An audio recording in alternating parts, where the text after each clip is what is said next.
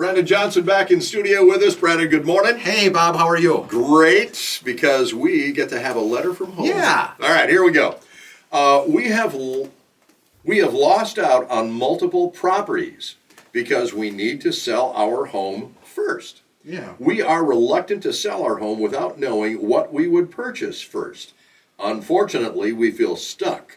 Do you have any suggestions for someone in our situation? And this is a perfect question for you guys at VoigtJohnson because you have been around a while. You have seen this before. Yeah, and this is a very common, especially in 2026, springtime especially, we're seeing this very frequently. And it's generally people that, first-time home buyers that have owned their home for 3 to 5 years are generally the people who fall into this category. Because one option is you buy 2 homes, right? Well, that's not, everyone doesn't have that wherewithal or the capability, especially if you're younger, just starting out. Where you need to sell, you need the equity to purchase your new home. And so in the springtime, here we are in April of 2026, where it's a strong market and very competitive, multiple offers, very common. You're right. Just like these buyers, if you're contingent and you're looking at buying something at a move-up range, it's going to be very challenging going in with a contingent offer. You're going to struggle, especially new homes on the market, right? So their question is, what are our options? And I mentioned, financing or owning 2 homes, which isn't doable for these people. What I would recommend is, and it isn't talked about a lot. We talk about contingent offers, but not necessarily contingent selling. So what you can do is you can put your home on the market and sell it in a contract subject to you successfully procuring a new home, finding a new home. Gotcha. So it's think of it as a reverse contingency. So what we can do is we can make it contingent on you finding a home, and we put a time frame on it. Okay. 30 days, 45 days, and then if it gets that you haven't found anything, then you can either cancel, renegotiate, extend it.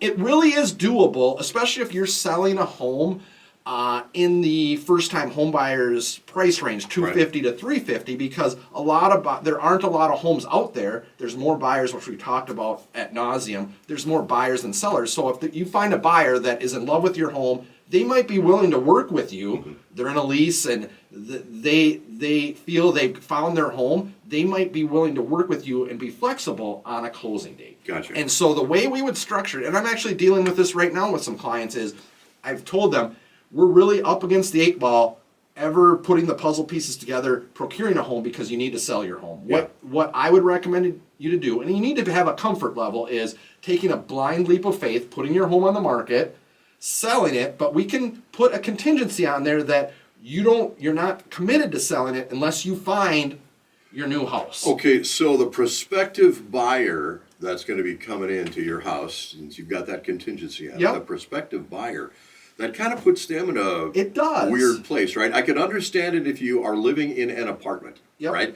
And you want to move out of that rent payment deal and not get any kind of equity built up. Yep. But if there is another person that may be in the same boat, we are trying to sell our house and all that, it really can kind of make people stand off a little bit, I would think. It can. But what I would say is currently in this market, like a home at $275,000, $300,000, there are just way more buyers than there are homes. So the buyers know they might have to, because if you put yourself in those buyers' shoes, they've likely lost out on other homes. Sure. And so they might realize, in order to get this home, this is what the seller's requiring, and I'm willing to make it work in order to get this. It might take a month of not knowing. The first question we're going to say is to the sellers is, how likely, I wouldn't recommend this to someone if I didn't think it was likely that they'd find something. It was going to happen, right. Right. Like if I knew they were ultra picking, it took them 4 years to find a home the previous time, that might not be the best situation. Sure. But if I knew that it was likely that it's just a matter of new homes coming on the market,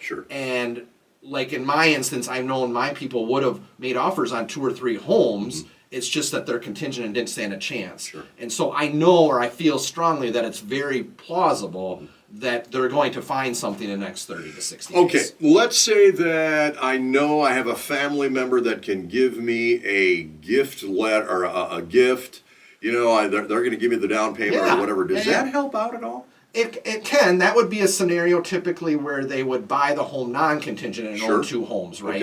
Okay. So that's the first step, and we kind of jumped ahead. But the first step is sitting down and saying, what are my options? Do we have gift funds from a family member where we can go non-contingent? Do we feel comfortable owning 2 payments? All that. And if the answer is no, then we get to the scenario that we talked about in this question. But yes, there are other options. That's the first step, is just to brainstorm all the possible options and then go through what your wherewithal and comfort level is. Okay, I think everybody has been in this situation if you have owned a home for any length of time. Maybe you're on your second or third home or whatever. But it can be very intimidating. Oh my gosh, 2 house payments? Well, maybe it's only going to last for 2 months or 3 months. And you would be surprised how easy it is, and I know this sounds weird, to dig yourself out of that hole. You probably can afford the 2 house payments. You may not realize it, and it may only be for a short period of time, but you shouldn't let that really scare you, I think. Well, it depends on everyone's comfort level. It depends upon who you are and where you are. Absolutely, and it depends on what you're selling and what you're purchasing. I had some clients this winter where they had a starter home in Sartell that was going to be under $300,000, so I knew that they purchased non-contingent. I just knew that it wasn't going to take long to sell. So there's a lot of factors, but yes, it really boils down to are you pre-approved to own 2, and then what is your comfort level in doing that? And that's different from everyone, and we're not here to push anyone. For sure. We're just here to give the options.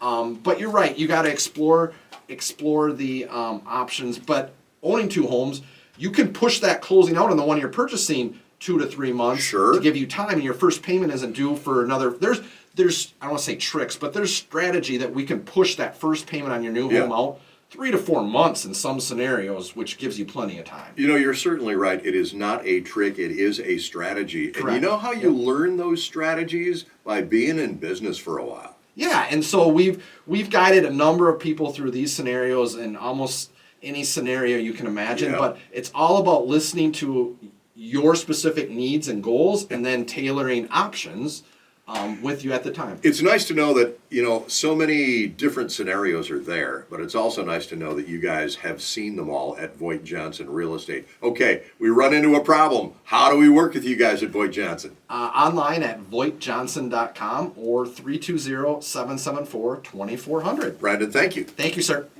Nice. I'm literally dealing with that right now too, but What's that? people that are trying to put in offers, but it's contingent upon